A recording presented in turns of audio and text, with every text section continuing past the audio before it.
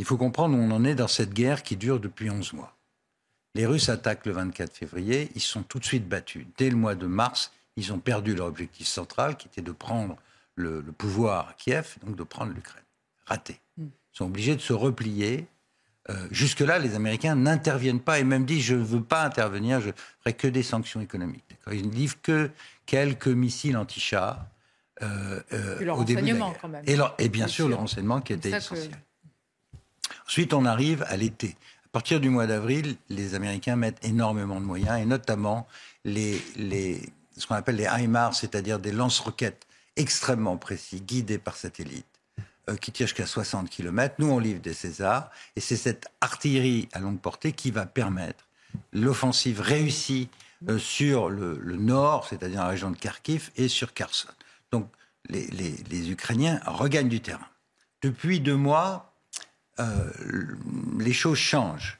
La ligne de front est gelée sur 1 millier de kilomètres. Les Russes pressent sur Bakhmout, ce qui immobilise beaucoup de forces ukrainiennes. Et le but des Ukrainiens, c'était de percer vers le sud, de reprendre ce qu'ils appellent le corridor sud en direction de la Crimée, faire reculer les Russes et reprendre la Crimée. C'est ça leur objectif stratégique, qui implique de pouvoir passer en profondeur, traverser les rivières, enfoncer les défenses. Comme une opération Blitzkrieg. Bon. Ça n'a pas été permis. Ce qui se passe, c'est qu'au Pentagone et à la Maison-Blanche, en liaison avec les Ukrainiens, on considère désormais que le front étant gelé, on risque un enlisement de la guerre, on risque une usure des soutiens occidentaux. Je rappelle que l'Amérique a mis 100 milliards sur la table. Et des opinions publiques. L'Europe, 50 milliards. Que de l'autre côté, il y a des sociétés qui souffrent à cause de l'inflation et tout le reste. Donc, Zelensky dit « moi je veux attaquer, donnez-moi les moyens d'attaquer ». Donc, l'idée c'est de lui donner des chars. Lui en plus, il veut naturellement des avions, ce qui est logique, parce qu'on n'envoie pas des chars sans couverture aérienne. C'est les soldats alors ? Non, c'est toute la question. Mais je ne sais pas, je pose la question. Est-ce qu'il y a une ligne rouge ou pas ? La question que j'ai posée, c'est mon devoir. Il se trouve que je connais les relations internationales depuis toute ma vie, que je connais bien l'Ukraine. J'étais le seul Français décoré par Yushchenko en 2004. J'étais à nouveau à Maïdan en 2014, le seul. Donc aujourd'hui, beaucoup de gens parlent d'Ukraine après des années d'indifférence. L'Ukraine, la Russie, je connais bien, les États-Unis aussi. Et qu'est-ce qui se passe ? Il se passe qu'on est en train de passer d'une stratégie d'aide à la défense de l'Ukraine, qui a fonctionné, à une stratégie offensive en direction de la Crimée, avec des risques naturellement que ça déborde. La Crimée, les Russes considèrent que c'est à eux.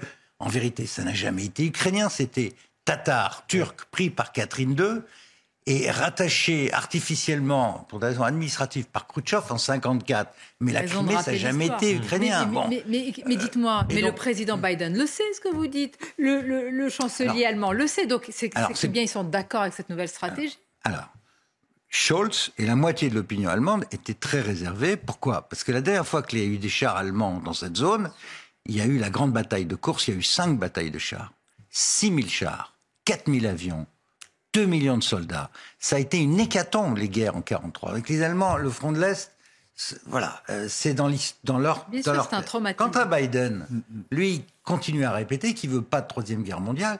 Et il ne voulait pas envoyer de chars. Il se trouvait toutes les mauvaises raisons sur le thème. C'est pas le même combustible, c'est trop compliqué. En fait, ce qu'ils ont fait, c'est qu'ils ont fait une annonce de 31 chars pour permettre à Scholz de faire ses propres livraisons et d'autoriser surtout les autres à livrer leurs léopards, en sachant bien que les chars américains n'arriveront pas sur place avant plusieurs mois, peut-être automne, peut-être jamais. Parce qu'on dit, livraison des chars. En réalité, c'est un écran de fumée pour permettre à Scholz de faire ce qu'il voulait, ce qu'il n'avait pas envie de faire. Oui, donc il va y avoir des chars léopards qui vont venir de différents endroits. Mais les opinions publiques aujourd'hui... elles sont complètement... Attendez, elles sont complètement... Hier, on m'a posé la question, même... C'est pour ça que j'ai écrit cette tribune. On m'a dit, mais est-ce qu'on va vers une troisième guerre mondiale ? Les gens se posent cette question-là aujourd'hui. Oui, mais ce qui est scandaleux dans cette histoire, moi je ne suis pas... Encore une fois, je suis pour qu'on aide les Ukrainiens, mais je suis pour qu'on arrête cette guerre. Et qu'avant d'aller dans une escalade, il fallait peut-être explorer d'autres façons de faire. Quand vous avez dit cela, beaucoup de gens ont dit « Non mais attendez, une telle position, pardon du mot, c'est Munich ». C'est pas possible. C'est être pro-Poutine. C'est capituler avant même de mener la bataille. Vous savez quoi, madame c'est pas moi qui le dis. Madame Mabrouk, vous savez ce qui est en train de se passer? C'est que le wokisme est en train d'envahir la géopolitique. C'est-à-dire que maintenant, il y a une vérité absolue que chacun est sommé de suivre. Et que tout avis, même le questionnement, en disant vous êtes sûr que c'est la bonne chose, ça passe pour quelque chose de profondément immoral, donc intolérable, donc vous êtes discrédité. Quel est l'objectif de cette guerre? D'accord, j'ai compris. Si c'est aller jusqu'à Moscou, virer Poutine, comme le disent certains dans les États baltes, en Pologne ou ailleurs, le problème, c'est que nous entrons aujourd'hui dans une guerre non déclarée par procuration entre la totalité des pays de l'OTAN et la Russie. C'est ça qui est en train de se passer. Avec un risque que ça déborde côté russe.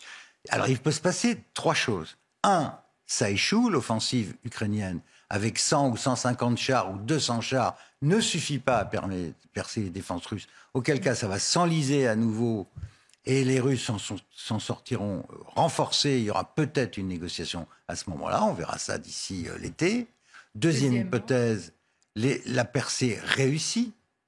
Et là, on est dans une situation où l'armée russe est battue et où les Russes, dans un premier temps, peuvent prendre une riposte contre les lieux de passage des armements occidentaux. Par exemple, en Pologne. Là, on rentre dans un scénario de Troisième Guerre mondiale.